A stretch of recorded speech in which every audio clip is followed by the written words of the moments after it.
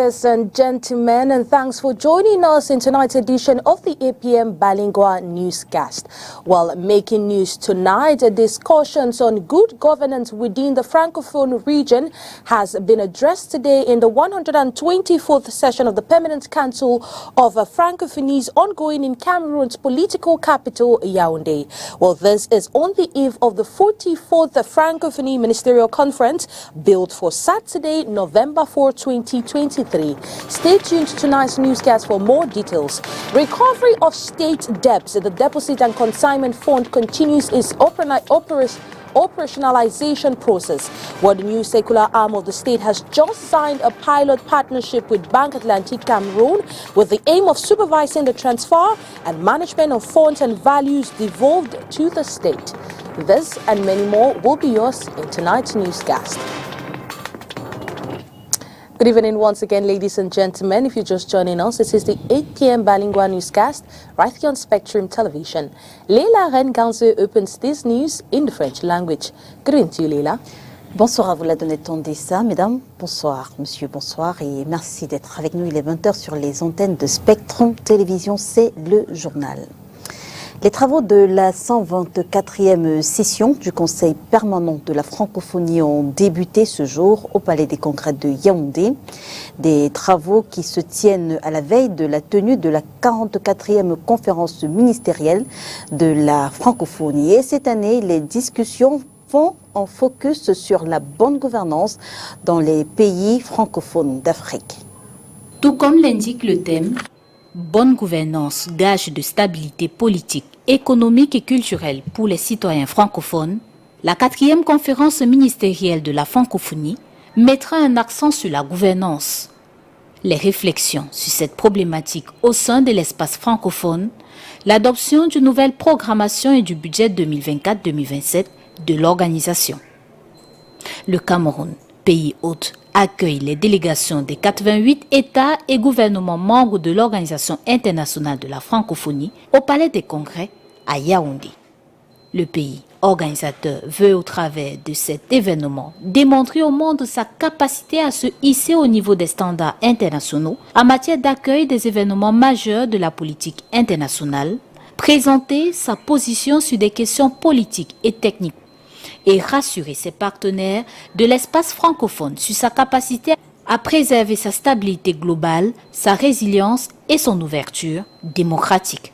Ce 3 novembre se tient la 124e session du Conseil permanent de la francophonie et du 4 au 5 novembre 2023, les travaux de la conférence ministérielle de la francophonie.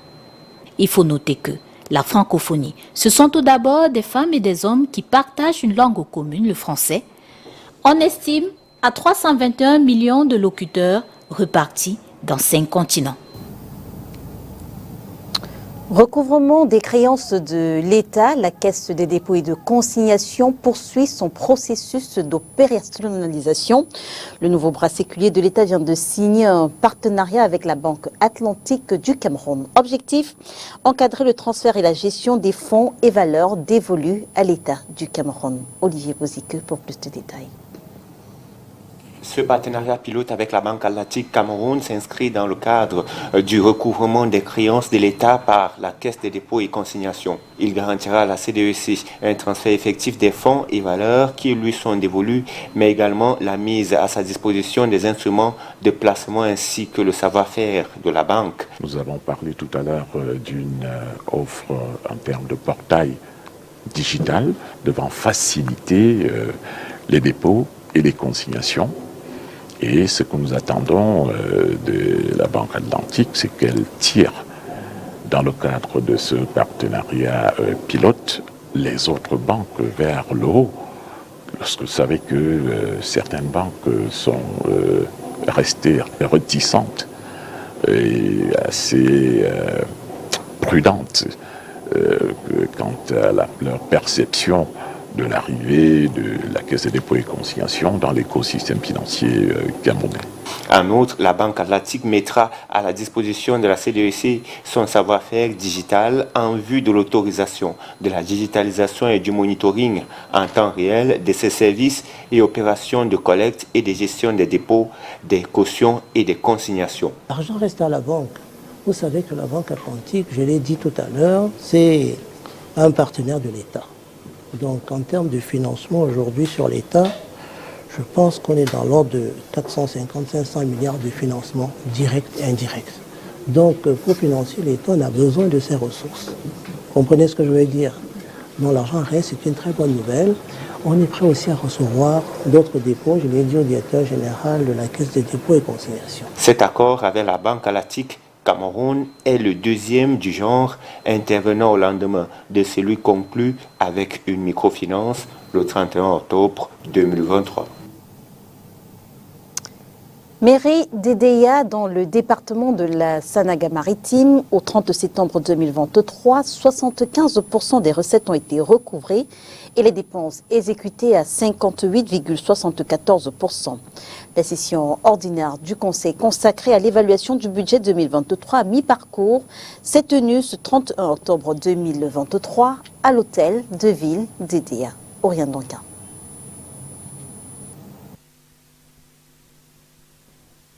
La ville lumière de plus en plus éclairée. Après la nationale numéro 3, c'est l'intérieur de l'agglomération qui voit ses carrefours dotés d'éclairage public.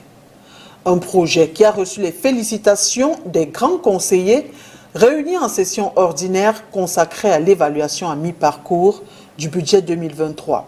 La voirie urbaine, autre point à l'ordre du jour, a vu l'engagement collectif des grands conseillers à l'effet de mettre en œuvre des mesures fortes. Parmi celles-ci, une sorte de plan d'urgence pour sauver le réseau routier vieux de plus de 45 ans. La reprise des travaux d'aménagement est d'ailleurs annoncée pour la fin de la saison pluvieuse. Autre mesure liée à la voirie, l'acquisition d'une pondeuse à pavés. Les fêtes de fin d'année approchent, le pont du marché du bord sera très bientôt ouvert à la circulation, question de faciliter les mouvements commerçants usagers.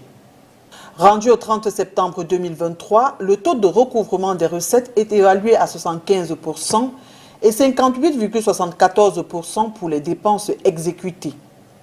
Pour l'exécutif municipal, ce résultat satisfaisant est à mettre à l'actif de la task force mise sur pied en 2022 pour renforcer les recouvrements. Le maire de la ville a toutefois la main tendue vers le gouvernement afin que celui-ci appuie la mairie dans la réalisation de ces grands travaux. Over 300 small and medium-sized enterprises are currently displaying their work of art at the Douala Exhibition Center in its French acronym FIAC. Well, this event will take place between November 2 to 12, 2023 here in Cameroon's economic hub, Douala, and it has been launched yesterday by the Minister of Commerce, Mr. Luke Atangana Malgwa. Mr. Luke Malgwa Baga Atangana. Well, let's go listen to these reports prepared by our reporter Josephine Bindi. Douala's exhibition planner, in its French acronym FIAC, has officially been launched by the Minister of Commerce, who represented Prime Minister Joseph Dion Ngute. About 300 small and medium-sized enterprises exhibited goods ranging from cloth makers to banks for the viewing satisfaction of passers-by. Participation non moins relevée et significative à cette... I applaud the massive participation of the second edition of the National Exhibition, where women entrepreneurship has been present, as well as the presence of our brother countries like South Africa, Benin, China, Ivory Coast, the US of A, France, Nigeria, Pakistan and Turkey. Le Sénégal, le Togo et la Turquie. The Minister of Commerce, Luke Magloambaga Tangana, visited some display spots and sought to understand the prices and quality of displayed products. From book stands to creative headbands in display, many spots stood out attractively.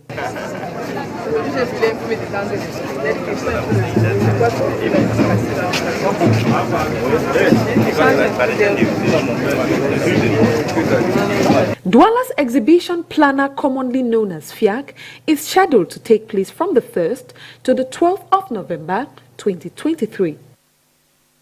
Promouvoir les produits made in Cameroun, c'est l'objectif du 8e salon régional de la région du littoral qui s'est ouvert ce vendredi, ici même, vous vous en doutez bien, dans la capitale économique du Cameroun. Venus des 4 départements de cette région, les exposants mettent en exergue leur créativité sous le regard appréciateur du gouverneur de la région du littoral, Makeda Djinotium. Meubles, jus naturels et autres miels sous forme de stick font partie des produits exposés ici à l'esplanade du parcours Vita de Douala par les artisans.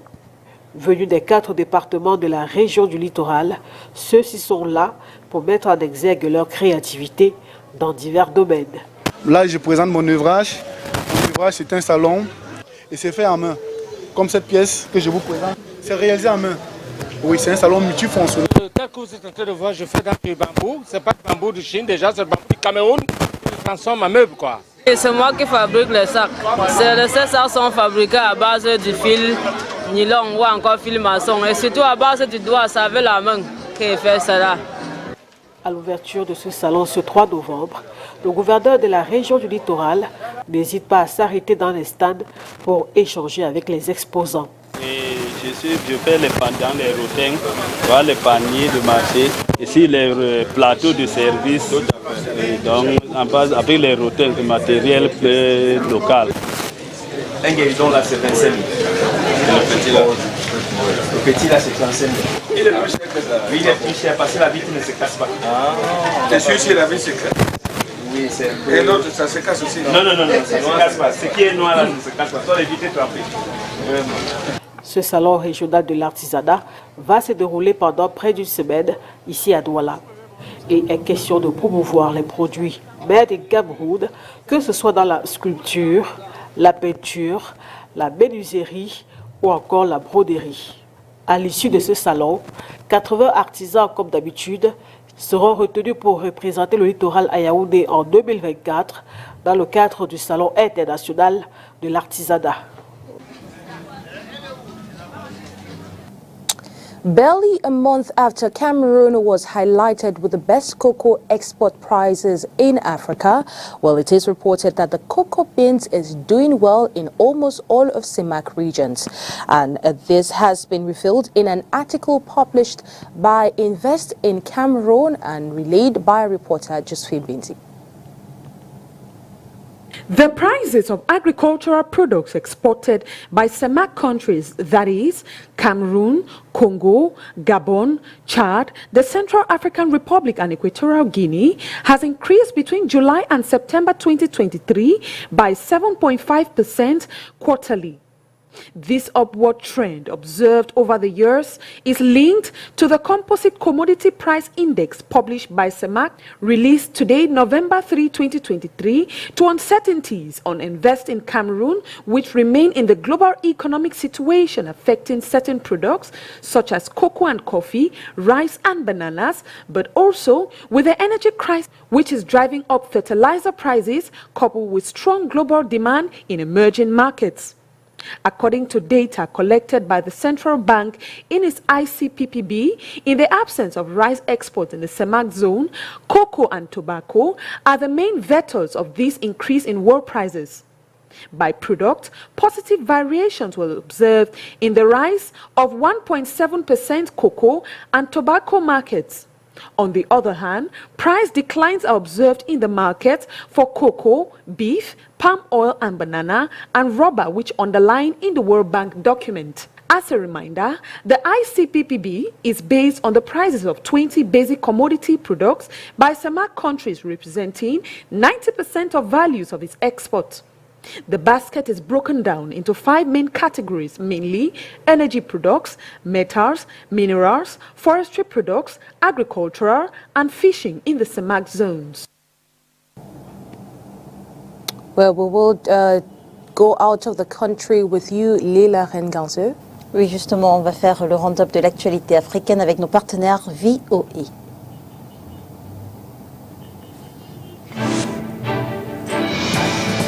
Au Sénégal, le représentant de l'opposant emprisonné Ousmane Sonko a indiqué s'être heurté hier à un nouveau refus de l'administration de lui délivrer des documents nécessaires à la candidature de M. Sonko à la présidentielle. Ousmane Sonko a été radié des listes électorales, ce qui l'empêche de se présenter en 2024. Un commandant de la milice ADF, Abdul Rashid Kyoto, arrêté mardi pour l'assassinat de 2 touristes étrangers en Ouganda, est également accusé ce vendredi d'un massacre perpétré en juin dans une école selon un général ougandais. L'ONU plaide pour les millions de déplacés soudanais alors que des combats au Darfour poussent les résidents à fuir. Selon Mamadou Diane Baldé, du Haut Commissariat de l'ONU pour les réfugiés, le monde doit alléger les souffrances de 6 millions de Soudanais déjà déplacés. Une attaque imminente et de grande ampleur des paramilitaires soudanais à El Fasher, chef-lieu du Darfour Nord, est sur le point d'être lancée. C'est ce que relèvent les inquiétudes d'Anthony Blinken, chef de la diplomatie américaine, qui s'est alarmé hier sans préciser la source de cette information. Still out of the country, but this time in Kenya, Kenyan females are facing some sort of online blackmail called sextortion. Well, this is where their perpetrators actually threaten them with videos or pictures of them demanding them to pay a certain sum of money or do what they ask of them. A voice of our partner, the Voice of America, has this story for us. Discovering that the person she could trust had betrayed her by sharing her intimate photos online was devastating for Jamila, not her real name. Her former partner had amassed enough explicit images of her to destroy her reputation. Private images secretly taken during a video call. Kila siku ananipigia simu akiniitisha hela, alikuwa kitaka 50,000 ambapo he kept pestering me every day to part with $300. I was financially down and couldn't raise that amount. At this point, I didn't have a choice but to comply. I requested that he meet with me and I handed him $200, which I had borrowed from friends. Still, he was not satisfied. Despite Jamila's attempt to appease her former partner, she says he still posted the pictures on Telegram, a popular messaging app. Mariana also chose not to provide her real name. She says she refused to give in to threats by her former partner to release nude photos of her unless Mariana allowed him to sexually abuse her underage niece, who lived in the same house. Andaka awe mpenzi wangu, nikamwambia hapana, haiwezekani, huyo ni kama mtoto wangu, mbona unataka kufanya unyama kama? I told him that was not going to be possible. This was like my own daughter. He told me, if you do not heed my call, I have all your intimate pictures. I will post you and let everyone know that you sell your body. This disturbed me so much that I was hospitalized with high blood pressure. Eventually, like Jamila, Mariana found pictures of herself circulating across multiple Telegram chat groups. Telegram's terms of service asks users to agree not to post illegal pornographic content on publicly viewable Telegram channels and bots. But still, users put the platform's content moderation systems to the test.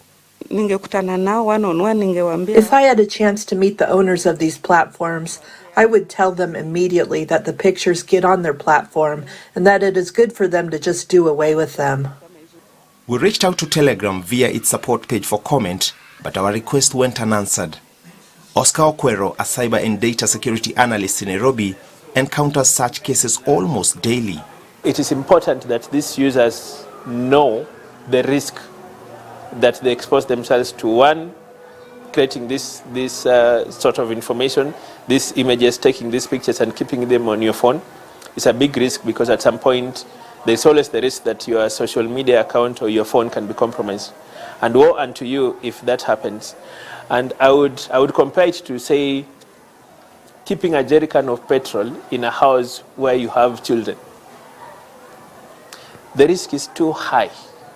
There is no official data on the number of online sextortion schemes in Kenya today.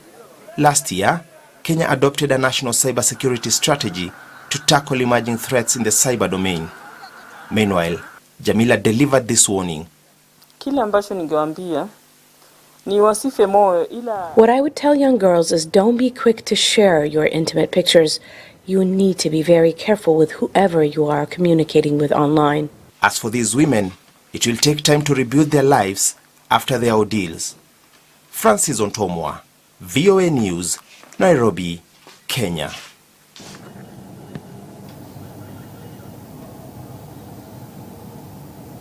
It's with that report that we put an end to tonight's edition of the 8 p.m. Bilingual newscast. Do have a wonderful night in the company of our programs. Good night to you, Lila Hengansou.